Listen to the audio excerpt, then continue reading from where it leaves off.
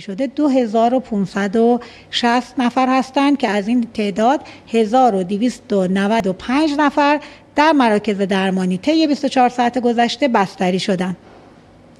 در حال حاضر تعداد موارد بستری در بخش مراقبت‌های ویژه مراکز درمانی 3168 نفر هستند که در شرایط نامناسبی هستند. براشون آرزوی سلامتی و بهبودی داریم و ضمن ابراز همدردی با خانواده‌های داغدار متاسفانه طی 24 ساعت گذشته 163 نفر از عزیزان هموطنمون را از دست دادیم که با این احتساب مجموع جانباختگان تا به امروز به 11571 نفر رسیده است.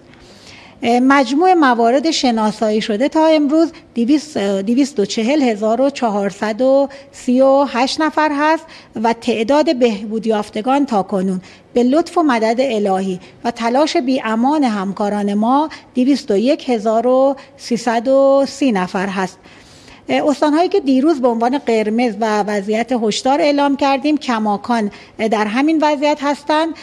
فقط خوشبختانه استان‌های خوزستان، هرمزگان، کرمانشاه، کردستان یک روند کاهشی در آمار بستریشون ملاحظه میشه که انشاءالله با رعایت پروتکل‌های بهداشتی توسط شما عزیزان این آمار همچنان روند کاهشی خودش رو